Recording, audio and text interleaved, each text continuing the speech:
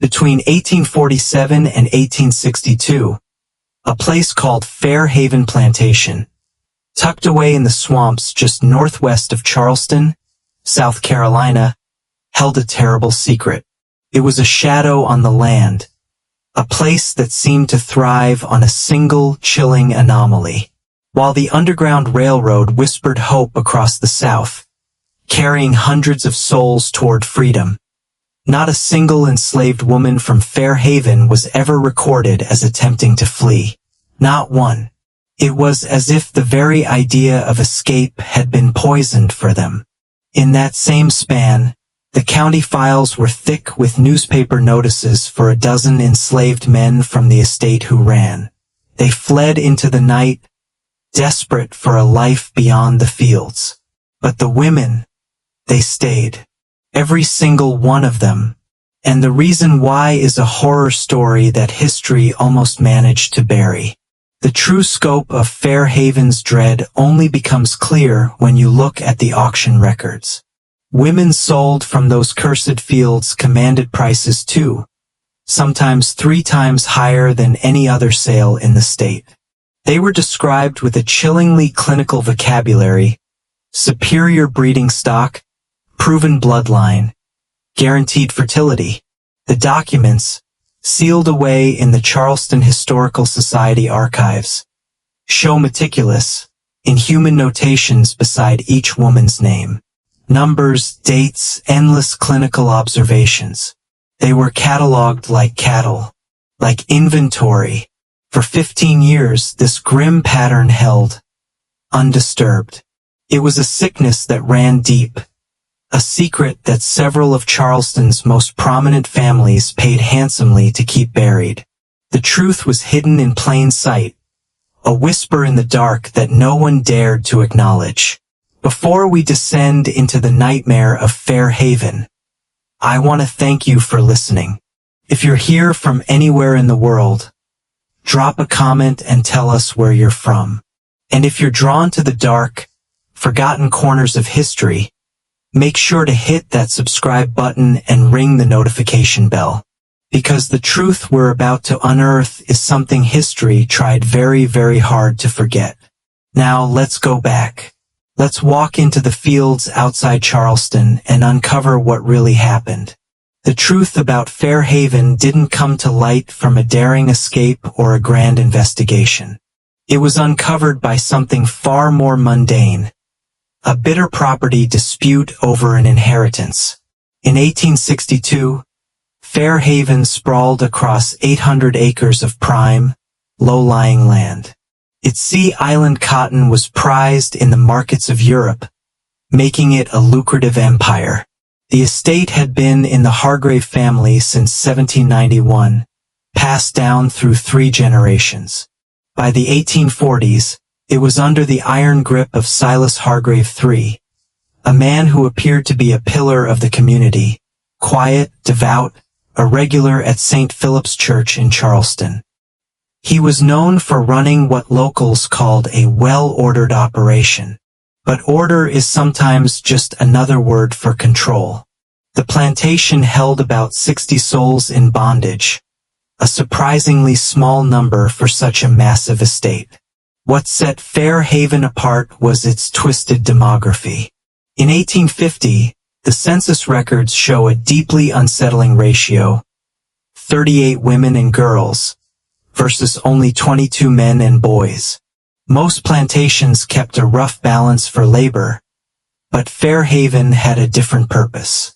The estate itself was a collection of buildings, a modest 2-story main house that lacked the grand columns of its neighbors, a couple of tobacco barns, a cotton gin, storage sheds, and the grim quarters where the enslaved were housed.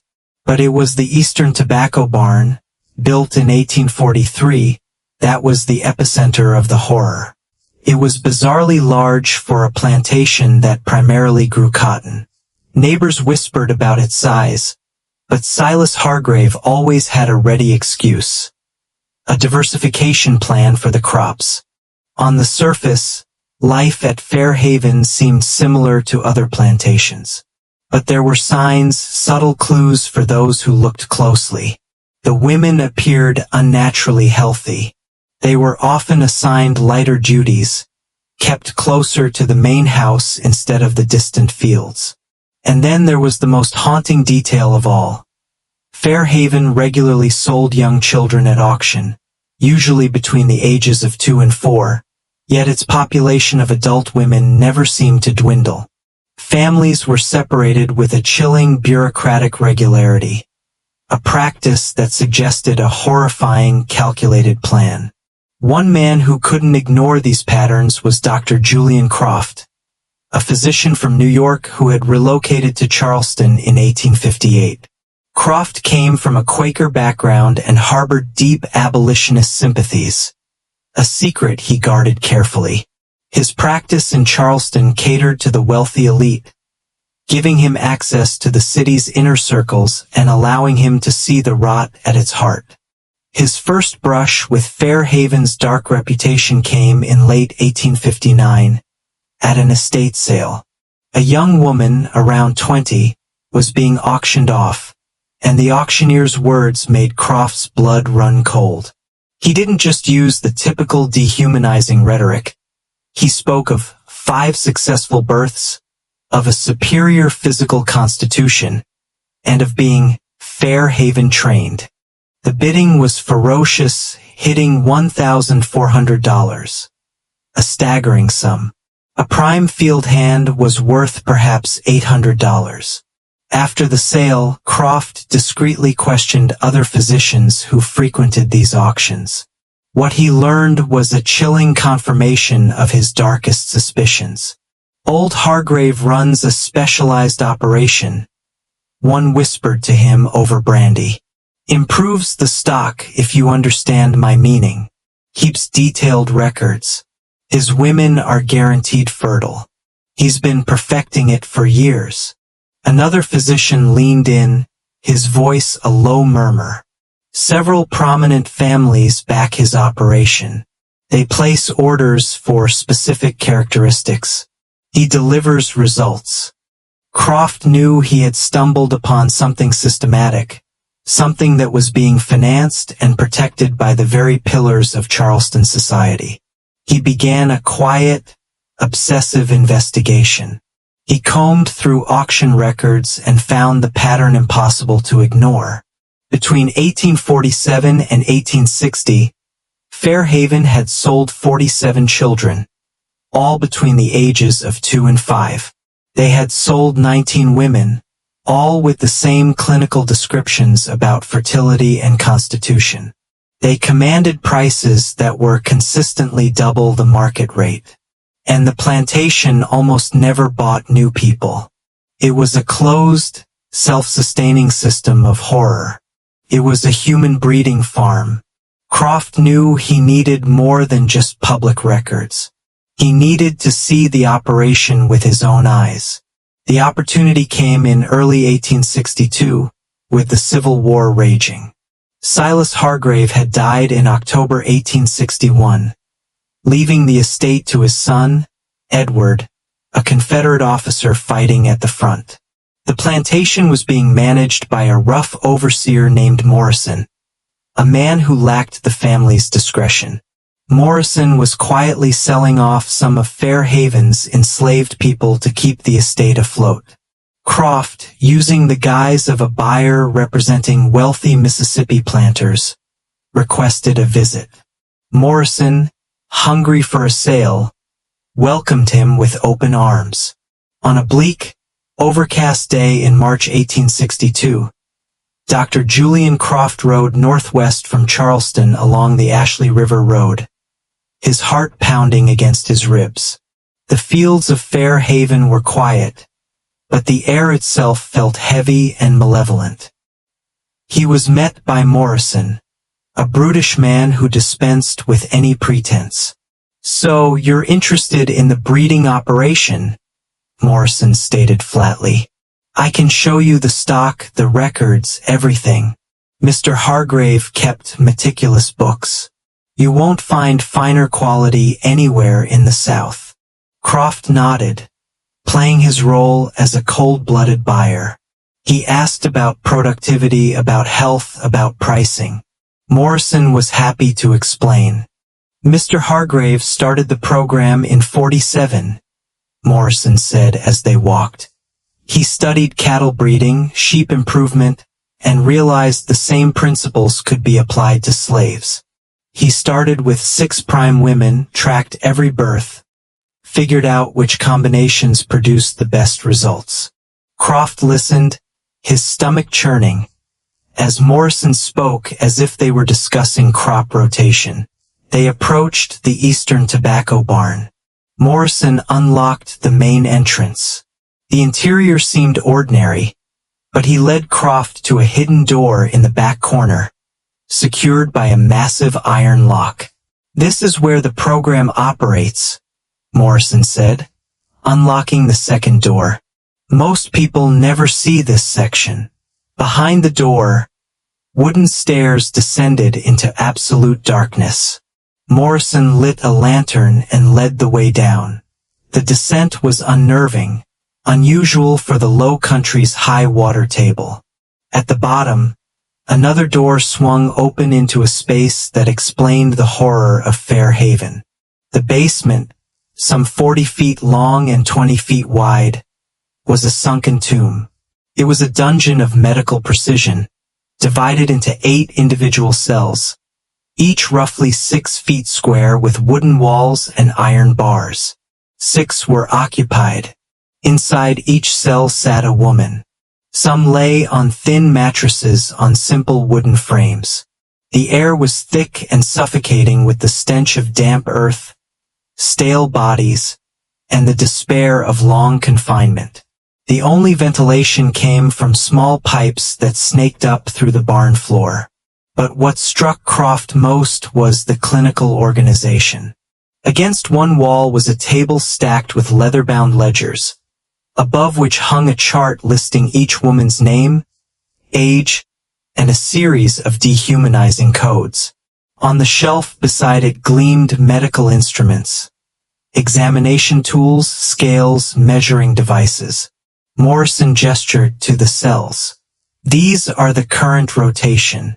Mr. Hargrave kept between 6 and 8 in the program at any given time.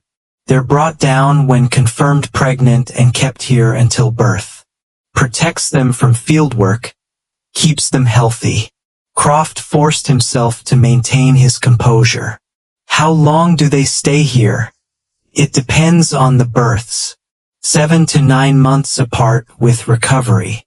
Mr. Hargrave tracked everything: diet, exercise, optimal timing. He developed a whole system, very scientific. One of the women watched Croft with hollow, dead eyes. She was heavily pregnant. Another, younger, sat on her bed, her knees drawn to her chest, staring at the floor. The silence was profound and terrifying. Morrison opened a ledger on the table. "This is what buyers pay for." The documentation. Complete records for each woman.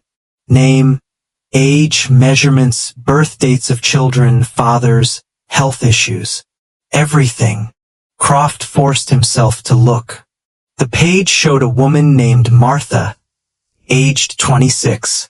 Below her name were a list of 8 children, each with a birth date and a father's name, alongside clinical notes like strong constitution, minimal complications, recommended for continued rotation. "This is worse than I imagined," Croft thought. "This is not cruelty. This is a science of suffering." Morrison showed him more, explaining how the fathers were selected. Mr. Hargrave kept records on the men too. He tracked which pairings produced the best results. Sometimes he'd arrange things naturally. Other times he'd be more direct. Whatever produced results. Croft's medical training forced him to note the appalling conditions. The lack of ventilation, the cramped spaces, the psychological impact of isolation. One of the women looked barely 16 or 17 years old. "And the children?" Croft asked, his voice a low whisper. sent to the nursery in the quarters after they're weaned, then sold at age 2 or 4. Old enough to be weaned, young enough to be molded. That gets the best prices. Some buyers place orders years in advance for children from specific bloodlines. The word bloodlines made Croft's jaw clench. The total? Morrison consulted the ledgers. From 1847 to now, 15 years, we've had 63 live births sold at auction. Current inventory includes the ones in the cells and a few in the nursery. The revelation that this wasn't an isolated incident, but part of a broader network, struck Croft with full force.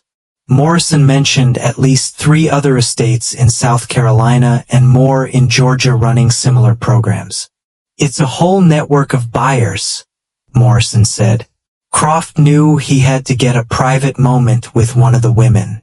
The opportunity came when Morrison was momentarily distracted. He spoke to a woman whose name was Martha, the same one from the ledger.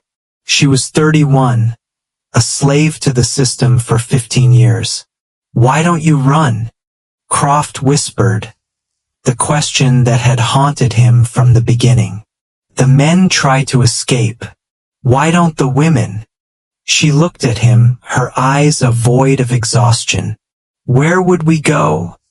she said, her voice a dry whisper. "They tell us if we run, our babies die. And they mean it. They've done it." A woman named Rebecca ran the first year. When they brought her back, her baby was gone. Mr. Hargrave gathered us all and made sure we understood. You run, your child dies. The psychological control was absolute.